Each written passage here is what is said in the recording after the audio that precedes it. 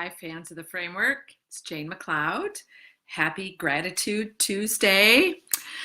So let's recap. Why the heck are we here? Why are we here? Again, 1 in 3 people who work in healthcare today. And when I say work in healthcare today, I don't mean just physicians and nurses. They get a lot of the attention, and really, truly, it is everyone who works in healthcare, not just people who have their hands on the patients. Everyone is affected by this. That 1 in 3 are currently suffering from a loss of resiliency, the beginnings of burnout, compassion fatigue, those sorts of things. And so it's really, really important that we look to our left, look to our right, look at ourselves, and is this happening to me? It's such a huge issue in our work environments today that the IHI, the Institute of Healthcare Improvement, and the National Academy of Medicine feel that this problem urgently needs a nationwide response.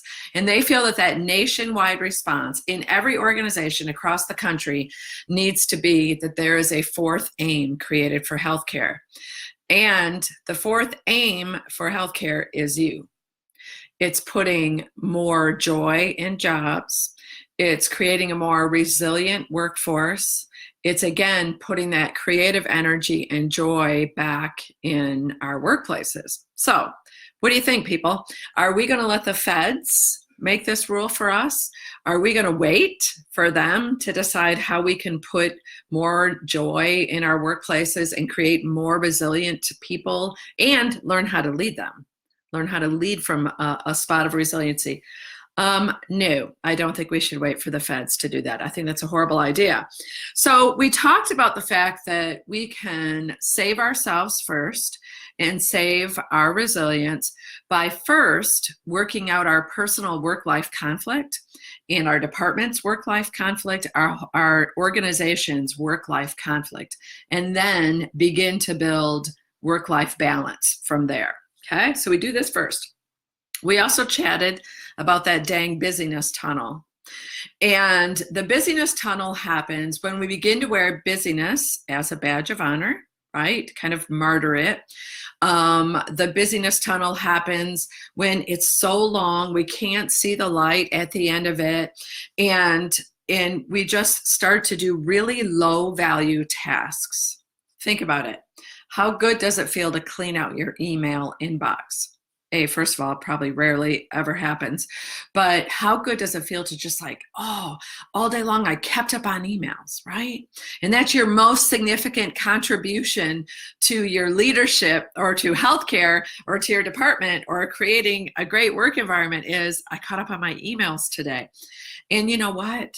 You are no different than anyone else. Absolutely no different from me. No different from me. When I get those puppies out of there, I'm like, yay! I feel amazing. But that is very low value work, like keeping up with texts, keeping up with voicemails, keeping up with emails. Okay.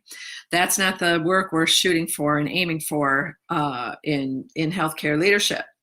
So how do we do this? How do we, strive for more high value work? Okay, value, the things that are going to really bring value to our organization.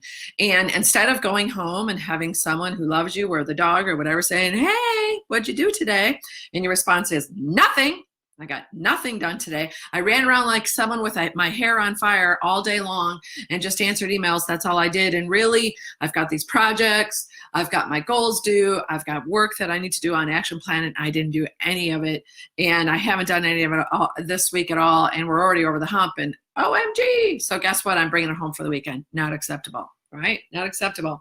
So the solution this week, again, comes from Harvard Business Review. And what Harvard Business Review says, 2 out of 3 solutions. The third one's next week, Cindy Chicker.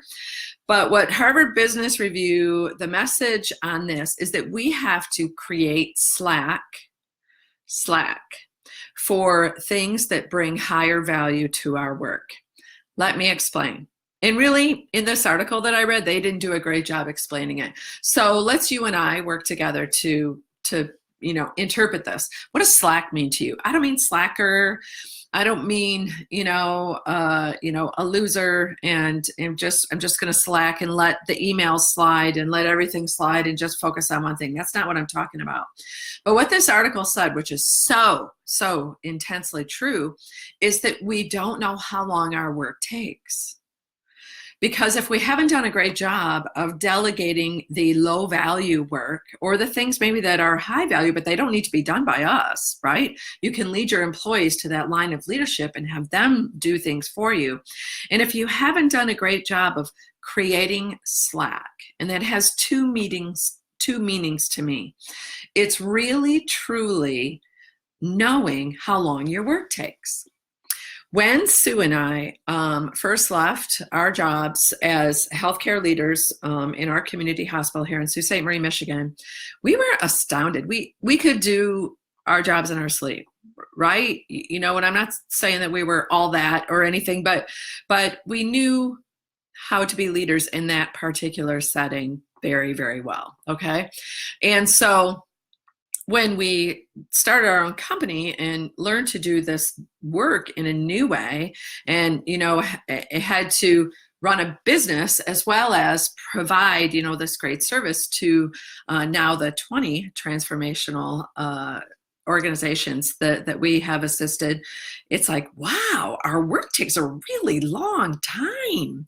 Why does our work take so long? In fact, Whitney, our new human that's amazing, that has come to work for our company, I said that to her too. I said, be aware, sister, this work takes a long time, right?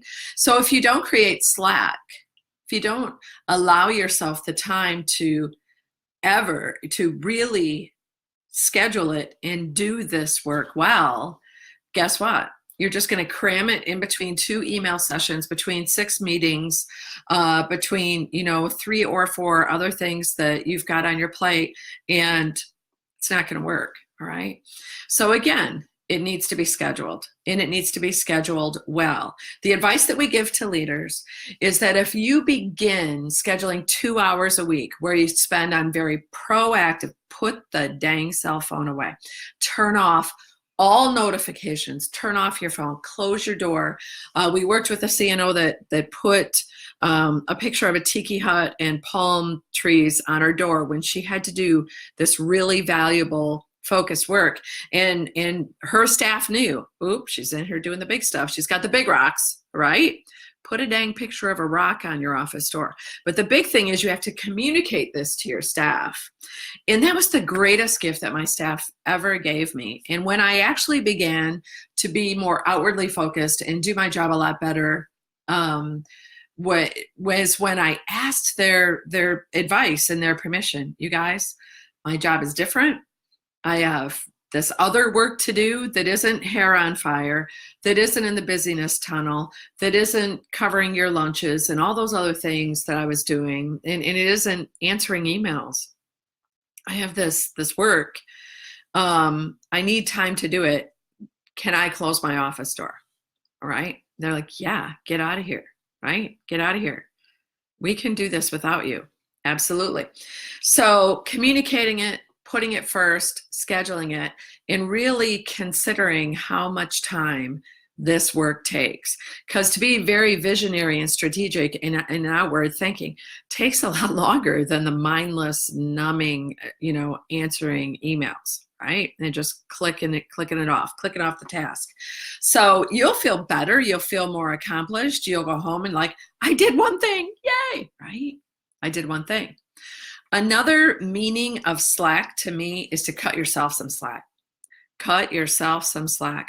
One of the greatest gifts I've ever given to myself, and unfortunately only achieved this self-awareness 7 years ago when I turned 50, is that I finally cut myself some slack. I forgive myself when I don't achieve in a day what I had wanted to achieve.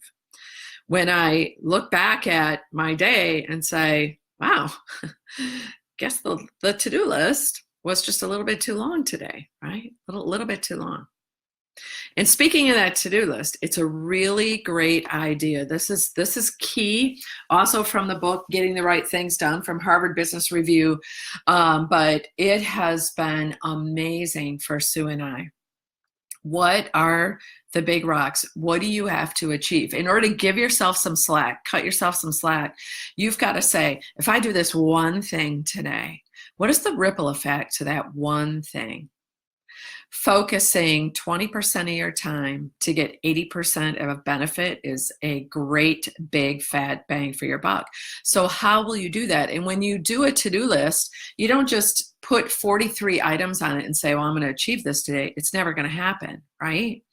But you have categories. We propose that your categories be from your personal goals, okay? Sue and I have the triple SD, okay? Self, do something for ourselves every day. I strongly suggest that that is at the top of your to-do list. Self, serve, right? How will you serve others, your employees, potentially your customers?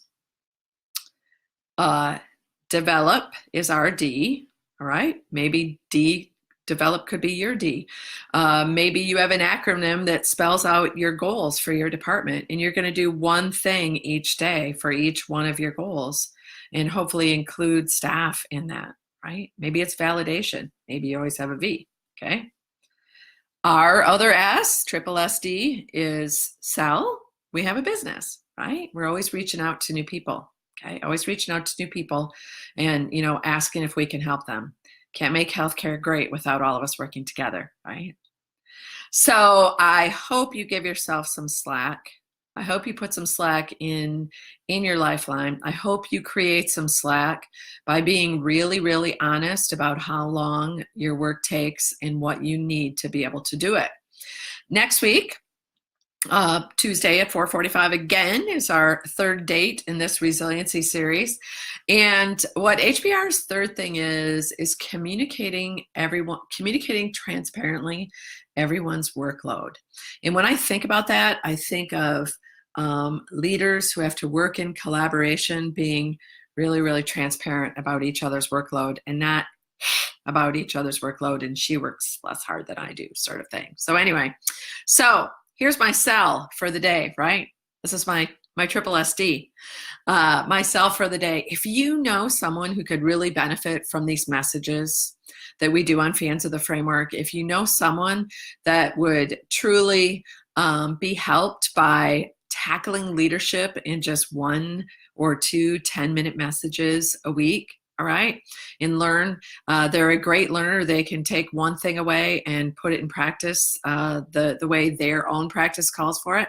Forward this to them. Share Fans of the Framework with them. We'd love to meet them virtually. Thanks so much. Have a great Tuesday.